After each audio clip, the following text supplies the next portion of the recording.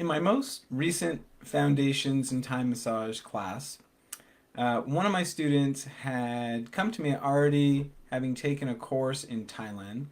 And in her training, they started giving the massage. What she learned is that they started giving the massage at the feet and then working their way up the body towards the head and finishing off at the head.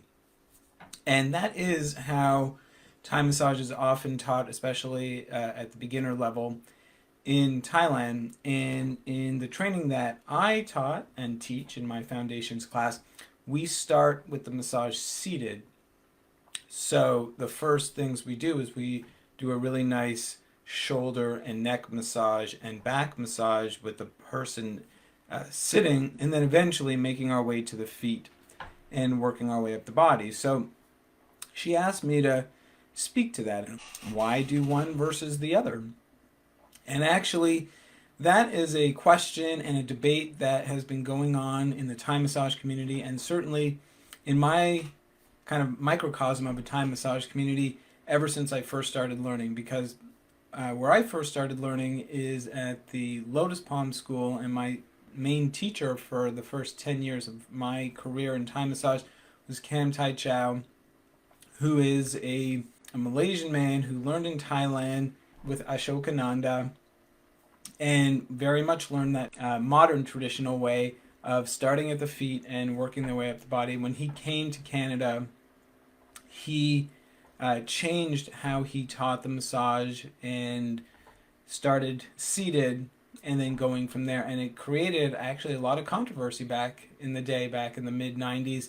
And it actually created a rift between Ashokananda and Kam Tai having kind of broken away from the way he was taught the massage and just kind of going his own way. And I learned from him, and I've kind of continued on since there. But of course, I've been teaching and giving this massage for like 20 years now. I've had a lot of time to not only think about it, but also massage thousands of people, teach thousands of people all over the world, really. And more often than not, it is true that when I give the massage and when I teach the massage, I maintain that and I start from the seated position. But it's not just about following what was taught to me. Actually, in a way that there's kind of two ways that I like to look at this. And number one, yes, is teaching people from the very beginning and creating kind of like that first kind of foundation of how you give the massage. But then there is becoming more experienced and giving massages for a living. And then what do you do? So let's break it down into those two parts. And in the first part is just teaching new students. And yes, I do teach seated as the way I start the massage, because the way I see it, for our Western bodies, for the people in general that often come to see us, first of all, our number one issues are neck, shoulder, and back issues, often as a result of sitting, like I'm sitting in a chair, as we do for many hours in a day, for all the tension that we hold up and hold in this place. But the way I often even describe giving a Thai massage, it's almost like different chapters in a story. And the first chapter is the introduction. And in the introduction, for us to want to continue reading the story, well, we really need to grab the reader's attention. We really need to grab our client's attention. And by targeting the areas of the body that are most in need, I feel like we accomplish that. But also, when you start seated, it's like you're building the relationship with your partner, and that is our introduction. Let's get to know each other. Let's get to figure each other out. And when someone also first comes to get a massage, they're not only at their most tense in the whole session, but they're most awake and most aware. As you start going further into the massage, getting someone propped up later in the massage to have them sit may be more challenging. But at the very beginning, you can just say, hey, have a seat, and we're going to start seated. And then they feel you, and they feel your presence, and they feel the contact that you're making with their body right in those places that they need it the most. And then they can feel like, wow, I'm really held and the space that you're creating for me is just a wonderful kind of healing space right in these places where I need it the most. And so we've created this rapport. We're building trust. We're building communication, and then eventually I do lie the person down and then head on to the feet. And I know when I get a foot massage, almost instantly you can predict it, the exact moment in the massage where I typically like pass out and then just almost like zone out into some other place and then just like wake up somewhere else in the massage. Like I come back to it and then like they're no longer on the feet, they're somewhere on the legs or something like that. I'm like, oh wow, I how did you get there? So I know that very often when with feet, it's so relaxing and it's so grounding and penetrating that way that can be the result. So yes, so for a lot of practical matters, I like to start seated as a kind of like a common denominator for building that rapport, building those relationships, and targeting the areas of the body first that so many clients just have issues with.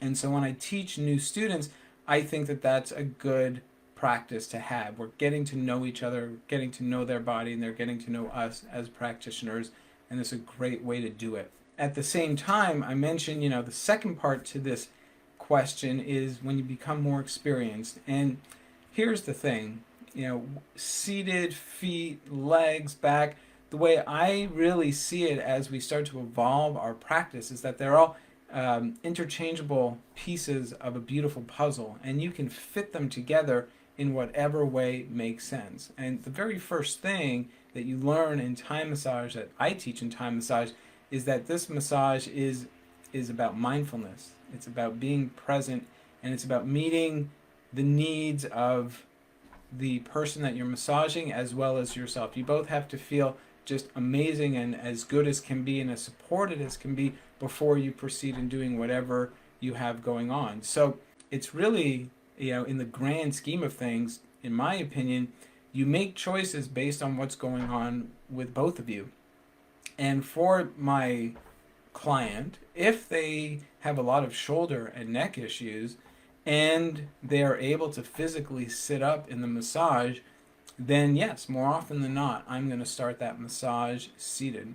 However, if their main issues are more, let's say, hips and legs and lower back, then sure, it may make a lot of sense to start with the feet and have them laying down and then working my way up the body and maybe not even have a seated component in the massage. And I've done that many, many times over the years.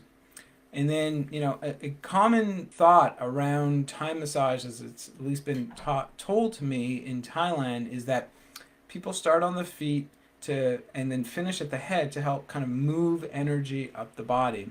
And so there's an energy aspect to making this choice. And I get that. I get that very well. And in a way, also, it's because there are Buddhist connections to the massage, and the head is kind of like, the closest to divinity and enlightenment. And so let us finish there and kind of create this like really light experience and this kind of high vibrational kind of connection kind of experience at the end as we raise energy up the body. And same thing like with Kundalini energy, as far as yoga goes, we start at the lower kind of root chakras and work our way up the body. Wonderful.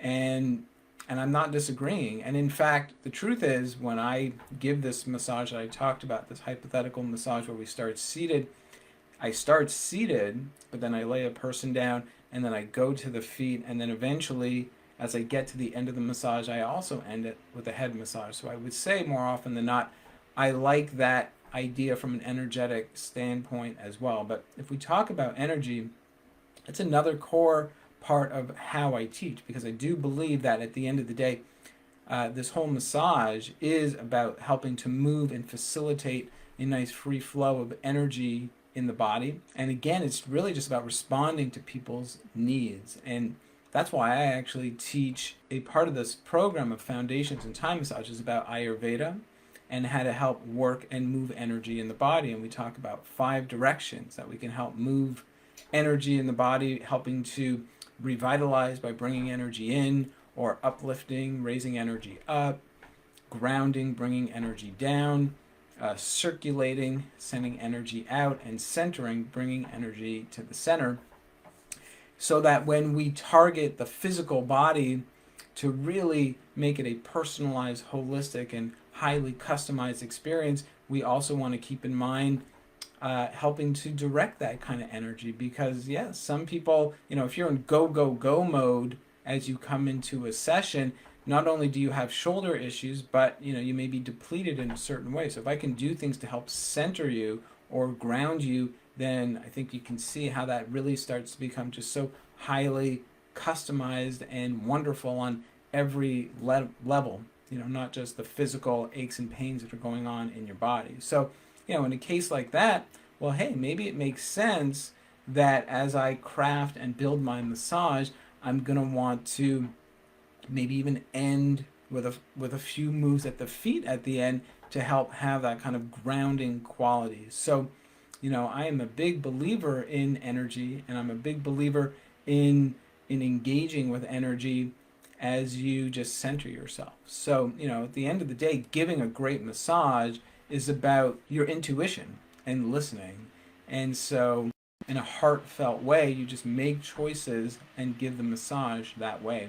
And then, however you start the massage, however you want to help to direct the energy in the massage, these are all different tools in your tool belt. And you just simply pull from your tool belt however you need them to give the best, highest quality massage. And as I said, it's not only for them to give the best experience for them, but for you too, so that the stronger you feel in your body, the more present you feel in your body, the healthier you feel using your whole body to give everything that you're doing, it's going to feel better for them, and it's going to feel amazing for you.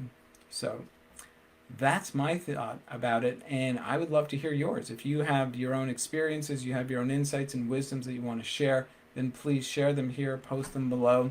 You have your own questions about it. This is a great topic, and it's also something that we get into in my Foundations in Thai Massage class. That's something I just mentioned before. It's where this question came from. So if you're interested in a world-class training and a world-class massage, you want to know the next time that I'm going to be offering this program, then also click on my link below there to go to my website, stilllightcenter.com, sign up for my newsletter so I can keep you posted, or just message me privately if you like, and I'll be more than happy to fill you in on all that. All right, wishing you a great day, and I thank you for your time. We'll talk to you soon. Bye.